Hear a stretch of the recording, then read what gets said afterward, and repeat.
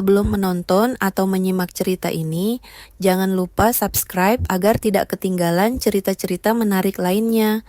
Semoga admin dan yang menonton mendapatkan rezeki yang banyak tak terhingga.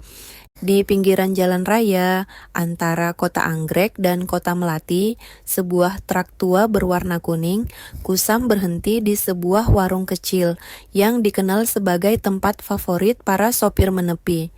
Warung itu milik seorang janda cantik yang biasa dipanggil Bu Hajah Ratih. Bu Hajah Ratih, usia 51 tahun, adalah seorang janda kaya, pemilik beberapa warung dan sawah. Wajahnya masih terawat, kulitnya putih langsat, tubuhnya berisi namun tetap anggun, dan banyak pria muda maupun tua yang diam-diam mengaguminya. Tapi sejak suaminya wafat 7 tahun lalu, ia tidak pernah terlihat dekat dengan siapapun. Hari itu, seorang pemuda sopir truk bernama Aldi, 21 tahun, asal desa Mawar, berhenti di warung Bu Hajah. Tubuh Aldi tinggi, kulit sawo matang, dan senyumnya khas membuat siapapun merasa nyaman. Ia sopan, murah senyum, dan sering membantu warga ketika truknya kosong. "Bu, 1 kopi hitam dan gorengan 5 ya," kata Aldi duduk di bangku panjang warung. Bu Hajah menoleh. "Iya mas, baru pertama mampir ke sini, ya?"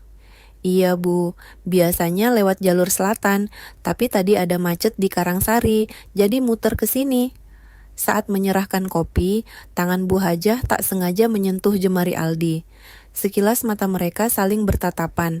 Ada getaran aneh yang tak bisa dijelaskan. Sejak saat itu, setiap kali Aldi lewat kota Anggrek, ia selalu menyempatkan mampir tak hanya untuk kopi, tapi juga karena ia mulai menikmati obrolan dan perhatian Bu Hajah. Tak butuh waktu lama, mereka semakin akrab. Aldi bahkan pernah membantu Bu Hajah menurunkan karung beras dari truk grosir. Saat itu Bu Hajah terlihat lelah dan keringat membasahi keningnya.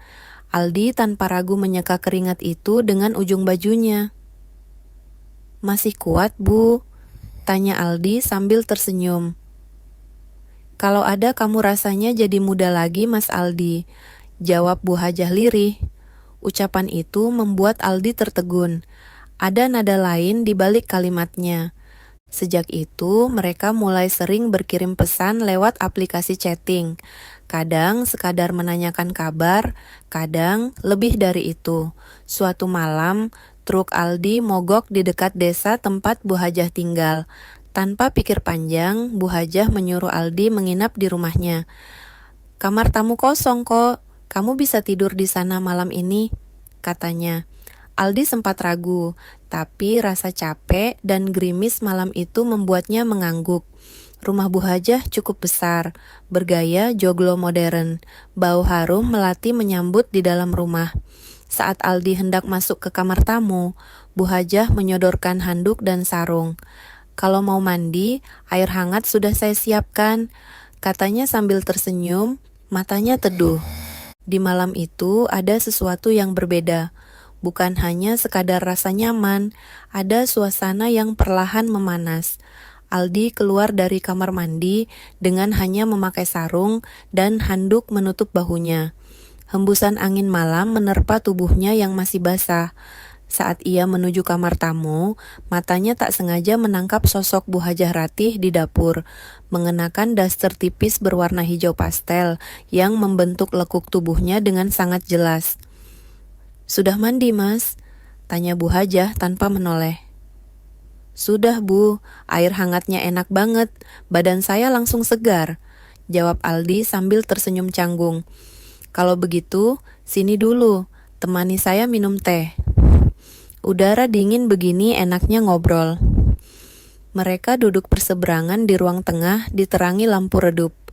Aldi mencium aroma melati samar dari rambut Bu Hajah. Suasananya terasa begitu tenang, tapi ada ketegangan halus di antara mereka. "Aku tuh sebenarnya jarang sekali ngizinin laki-laki menginap di rumah," ujar Bu Hajah lirih menatap teh di gelasnya. "Tapi entah kenapa kalau kamu rasanya beda." Aldi merasa dadanya berdegup tak karuan. Saya juga nggak tahu, Bu. Tapi setiap kali mampir ke warung Bu Hajah, saya merasa kayak tenang, kayak pulang. Mereka terdiam. Suasana menjadi lebih syahdu. Hujan turun perlahan. Lalu tiba-tiba Bu Hajah bangkit dan berjalan ke arah Aldi. Mas, kamu tahu aku ini sudah lama sendiri.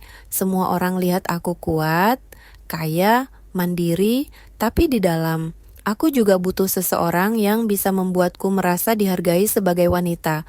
Suara Bu Hajah bergetar. Aldi refleks berdiri. Niatnya ingin menenangkan, tapi ketika mereka berdiri begitu dekat, aroma tubuh Bu Hajah menyeruak begitu lembut, mata mereka bertemu, dan tak butuh kata lagi, tubuh mereka saling mendekat dalam keheningan. Malam itu, di rumah besar milik janda berusia 51 tahun, terjadilah sesuatu yang melampaui logika, sesuatu yang dimulai dari ketertarikan, lalu berkembang menjadi pelampiasan rindu. Dan akhirnya, malam itu jadi malam yang tak terlupakan bagi keduanya. Pagi harinya, suasana berubah canggung. Aldi mengenakan pakaiannya cepat-cepat, merasa bersalah, tapi juga bingung. Bu, saya minta maaf. Saya enggak seharusnya. Aldi dipotong Bu Hajah dengan lembut. Yang terjadi semalam bukan kesalahan. Aku tahu risikonya, tapi kamu juga harus tahu. Tubuh dan hatiku sudah terlalu lama kosong. Kamu mengisinya, bahkan hanya semalam. Aldi hanya mengangguk. Ia meninggalkan rumah itu dengan perasaan campur aduk. Tapi sejak malam itu, hidup mereka berdua tak pernah sama lagi. Sudah 2 minggu berlalu, sejak malam itu, Aldi mencoba menjalani hari-harinya, seperti biasa membawa truk pengangkut pasir dan batu dari Gunung Mas ke kota Anggrek. Tapi pikirannya tak pernah bisa lepas dari Bu Hajah Ratih.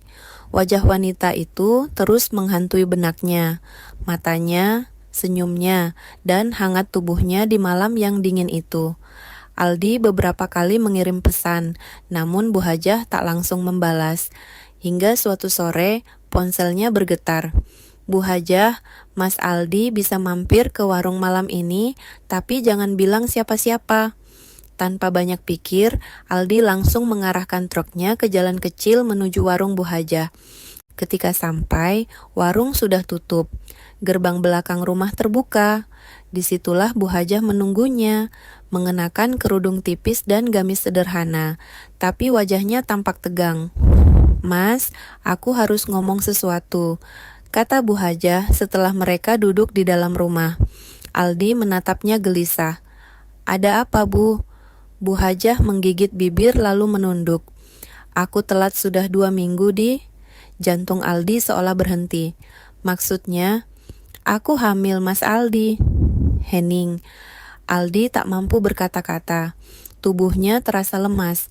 Ia hanya seorang sopir truk, tak punya rumah, hidup numpang sama orang tua, dan sekarang menghamili janda kaya pemilik warung. Bu, saya nggak nyangka, tapi saya siap tanggung jawab. Bu Hajah terkejut mendengar respons Aldi. Kamu serius, Mas? Saya lelaki, Bu. Kalau ini terjadi karena saya enggak akan lari. Air mata Bu Hajah menetes. Ia tidak menyangka Aldi, lelaki muda yang jauh lebih muda darinya, bersedia mengakui dan bertanggung jawab. Tapi masalahnya bukan cuma itu, Mas. Aldi menatapnya bingung. Maksudnya, Bu Hajah menarik napas panjang, lalu berbisik pelan. Anak-anak saya akan pulang bulan depan dari Jakarta. Mereka nggak tahu apa-apa dan mereka anti banget sama laki-laki muda. Ketegangan mulai muncul. Aldi harus memilih mundur dan menghindar, atau maju dengan segala risiko. Sementara itu, Bu Hajah makin sering lemas, mual, dan tidak bisa tidur. Kandungan di usia 51 tahun bukan hal biasa, banyak risiko yang mengintai. Malam itu, sebelum Aldi pulang, ia mencium punggung tangan Bu Hajah sambil berkata lirih, apapun yang terjadi, saya akan jaga ibu dan anak ini. Hari demi hari berlalu, kandungan Bu Hajah Ratih mulai menunjukkan tanda-tanda nyata. Mual pagi, mudah lelah, bahkan perutnya perlahan mulai membuncit. Meski masih bisa disembunyikan di balik baju longgar dan kerudung lebar, Aldi tetap rajin mampir. Tapi kini mereka lebih waspada. Mereka berbicara pelan, bertemu diam-diam di belakang rumah atau di gudang beras. Semuanya dilakukan agar tak satu pun tetangga curiga. Namun, sebesar apapun rahasia dijaga, bisik-bisik akhirnya mulai muncul. Bu Hajah, kok sering banget lemas ya sekarang? Warungnya sering tutup? Jangan-jangan dia sakit serius? Di dalam rumah Bu Hajah ambruk. Perutnya nyeri, nafasnya sesak. Budi dan istrinya panik dan segera membawa Bu Hajah ke rumah sakit. Di rumah sakit, dokter memberi peringatan serius. Kandungan ini sangat berisiko, Bu. Usia ibu terlalu tua. Kalau ibu terus memaksakan, bisa membahayakan nyawa ibu dan janinnya. Suasana rumah sakit malam itu sangat tegang. Bu Hajah terbaring lemas di ranjang dengan infus menancap di tangan. Wajahnya pucat, tapi matanya tetap memancarkan kekuatan. Kekuatan seorang ibu dan perempuan yang mempertaruhkan segalanya untuk cinta dan kehidupan yang tumbuh dalam rahimnya. Budi duduk di kursi sebelah ranjang dengan kepala menunduk. Ia masih belum bisa menerima kenyataan. Ibunya, wanita terhormat, pemilik tanah dan warung yang disegani di desa, mengandung anak dari seorang sopir truk muda yang bahkan tak punya masa depan jelas menurutnya. Bu, tolong pikirkan baik-baik. Ini bukan soal malu atau harga diri, ini soal nyawa. Dokter bilang kehamilan ini sangat berisiko. Ucap Budi pelan tapi tegas. Bu Hajah menatap anaknya dalam-dalam. Aku tahu risikonya, tapi kamu harus tahu, aku nggak pernah merasa dicintai dengan tulus sejak almarhum bapakmu meninggal. Mas Aldi, dia bukan sekadar anak muda, dia laki-laki yang mengerti perasaanku. Cinta. Budi menghela napas kasar. Bu, ini bukan sinetron, Aldi itu cuma sopir truk, dia bisa saja kabur kapanpun. Terima kasih sudah menyimak cerita ini sampai akhir. Setiap kisah punya makna dan setiap peristiwa selalu meninggalkan jejak di hati kita. Semoga cerita tadi bisa jadi pelajaran, hiburan, atau bahkan cermin bagi kehidupan kita sendiri. Kalau kamu suka dengan cerita ini, jangan lupa untuk like, share, dan subscribe supaya kamu enggak ketinggalan kisah menarik selanjutnya. Tinggalkan komentarmu di bawah. Cerita mana yang paling berkesan atau siapa tokohnya yang paling kamu ingat? Sampai jumpa di cerita berikutnya. Salam hangat dan terima kasih.